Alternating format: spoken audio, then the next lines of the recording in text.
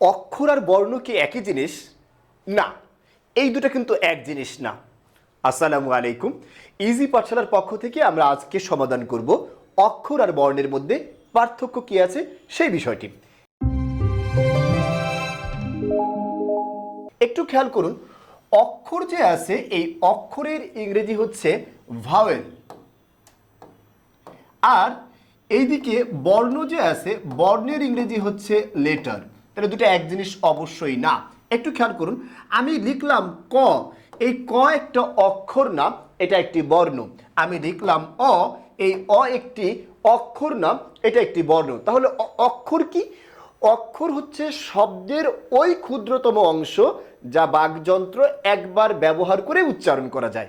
খেয়াল করুন, আমি লিখলাম এরকম ভাবে আমরা, আপনি এটাকে সিলেবল অনুযায়ী ভাগ করে পড়ুন তো, আমরা। তাহলে আমরা আম পর্যন্ত যে আছে এইটুকু আমরা একবার পড়তে পারছি, আবার রা যে আছে এই রাটাকে আলাদা করে একবারে পড়তে পারছি। তার মানে হচ্ছে আম একটা অক্ষর, রা একটা অক্ষর। তাহলে এখানে কয়টা অক্ষর পেলাম? দুটো অক্ষর পেলাম।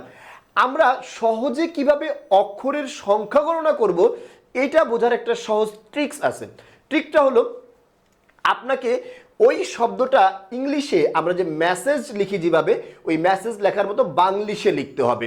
যেমন খেয়াল করুন, আমি এইভাবে লিখলাম আমরা, এই যে পূর্ণরূপটা লিখলাম। এবার আপনি বলুন তো, এই আমরার মধ্যে ভাওয়েল কয়টা আছে? এই একটা, এই একটা। তাহলে যেই কটা ভাওয়েল থাকবে সেই কটা অক্ষর। তাহলে এখন প্রশ্ন করলাম, আমরার মধ্যে অক্ষর কয়টি আছে? দুইটি। উত্তর কি হবে? দুইটি। আবার দেখুন, এটা একটা বিশ্ববিদ্যালয়ের প্রশ্ন, যে বিশ্ববিদ্যালয় শব্দটি যে আছে এর মধ্যে অক্ষর কয়টি আছে? আমরা কনফিউজ হওয়ার দরকার নেই। এত বড় শব্দ দেখে আপনি এই শব্দটাকে ইংলিশে লিখে ফেলেন, এই শব্দটার বানানটা বিশ্ববিদ্যালয়। এবার একটু খেয়াল করুন তো, এই যে শব্দটা আমরা লিখেছি এর মধ্যে ভাওয়েল কয়টা আছে? 1 2 3 4 5। তার মানে এখানে 5টা অক্ষর আছে। এমনিভাবে আপনি চাইলে কিন্তু আপনার নামে কয়টা অক্ষর আছে সেটাও ব্যবহার করতে পারেন বা বের করতে পারেন। একটু খেয়াল করুন, আমি আমার নামেরটা বের করে দিই। আমার নাম হচ্ছে সোহাগ।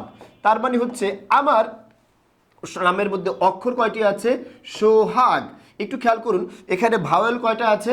ভাওয়েল আছে দুইটা, ও আর একটা কি আছে? এ।